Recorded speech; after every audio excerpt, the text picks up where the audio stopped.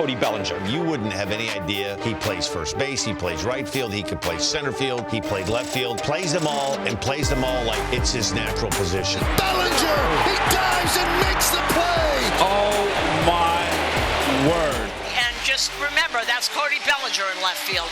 I can't tell you a thing that this player doesn't do well on the field. Wow, what a night, what a night. A grand slam for Cody Bellinger. Ball player, he just does everything right.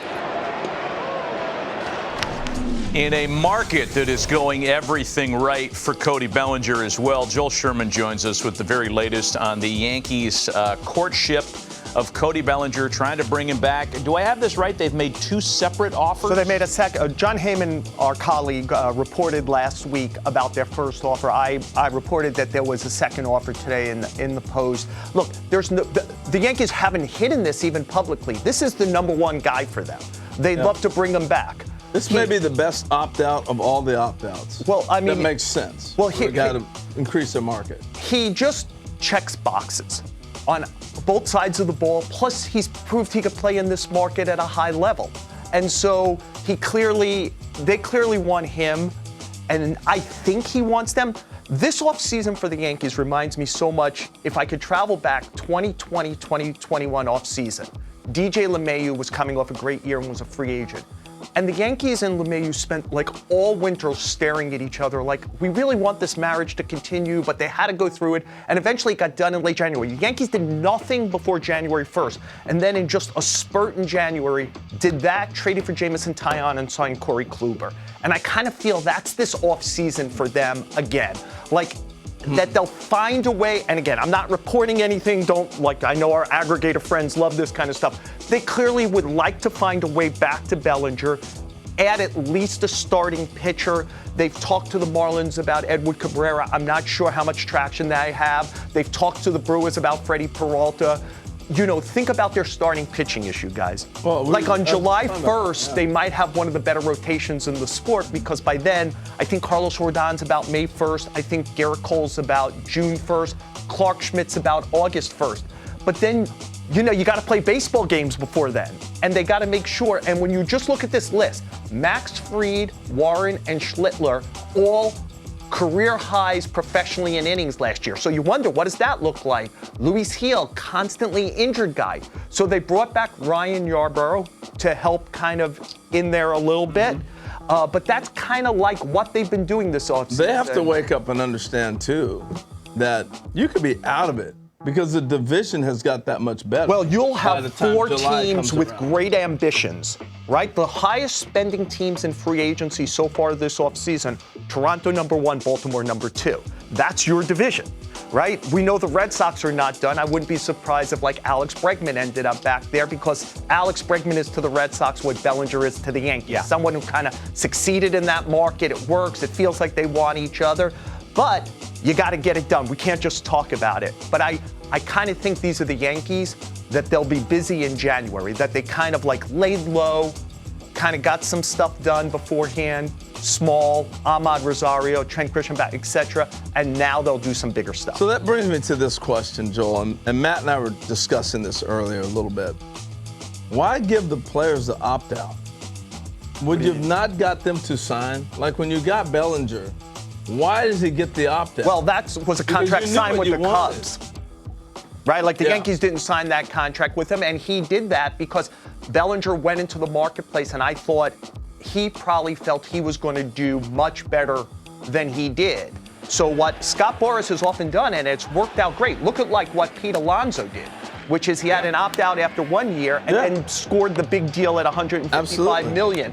Bellinger did a deal because he couldn't get the 6 or 7 from the Cubs at the right amount of money to be able to get security for the short term and then give him to allow to get the short contract, teams will give you the opt-out. Yeah. We haven't said this, Joel, since the early 90s, that the Yankees and the rest of the AL East are chasing Toronto, and that is exactly the case. My question for you is this.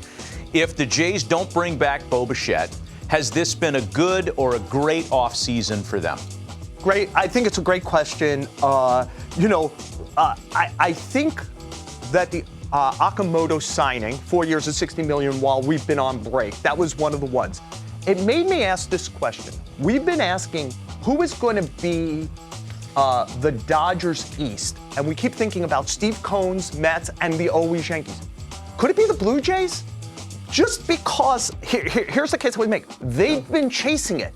They were the big pursuer for Ohtani and didn't get it. Right. They were big pursuers of Soto. They were big pursuers, Yamamoto, Sasaki.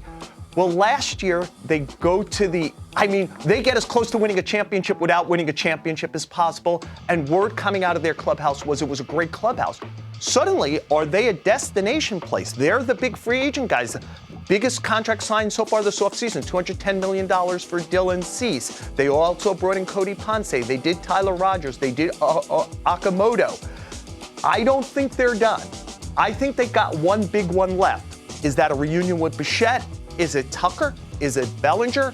Like suddenly, they're over $300 million and the top tax for the first time in the history. The largest payroll in the AL East for the first time in a long time is probably not going to be the Yankees. Yeah. And are they now Dodgers East? So let me throw something at you, because you lived this, all right, covering the Yankees. The Yankees became the evil empire because they had to lock up their homegrown talent. Yes. You had Jeter, you had Posada, you had Rivera, you had to lock the guys up. That's where Toronto finds themselves. They locked up Guerrero. You got Bichette. I'm sorry, but the other guys are coming too. Barger's coming. Yeah. Your young pitching's coming. You have to get to a point where you're going to have to lock up your own people. And that's how your money gets big. Well, so they have some interesting free agency coming up, right? Because guys who did take their money not too long ago, Springer and Gausman, are both free agents after this year. So is Dalton Varsho, who was a big trade for them and is their center fielder. What do they do in those areas? So, again, I think that the problem for them is sitting right there in that number 4 spot. They spent a lot of money on Anthony Santander last offseason, and they go to what the crazy thing was, they had a bad offseason last year, and they went to the AL Championship. Yeah. I mean, World again, Series. like if it was a boxing match, they won the round 10-8 against the Dodgers, but somehow didn't win the World Series. I'm still not sure how that happened after watching it. But yeah, I think that they're fascinating. I think them, the Red Sox, the Orioles, and the Yankees are all going to have giant ambition. The Rays will lurk and kind of math their way to at least 75 plus wins, which will make it tough to just kind of get to 95 in that division. It's tough, and that's why, again, I think the Yankees are kind of lurking. They're not just going to seed a season of Aaron Judge is still prime, late prime, but prime. So I still think they'll be busy this month. Well, you mentioned the AL Championship. It was the first one in a while last year without the Houston Astros. They've been, I guess, busy this offseason. They bring in Imai. He was a highly coveted Japanese pitching prospect. We'll call him that because he hasn't pitched here yet. What does his signing do for the rest of their offseason? So, Harold, to your point earlier, I think Imai, we began this offseason thinking he was going to get 5, 6, 7 years. When he couldn't get that market, again, a Scott Boras client, got $3 of $54 million with an opt-out after each season here. And this is kind of like the counter to Framba Valdez, almost certainly leaving the Astros. They also traded for Mike Burrows. They brought in Ryan Weiss, who had some success over in Asia, brought him back. He's going to take a shot at their rotation. For me, always follow the money.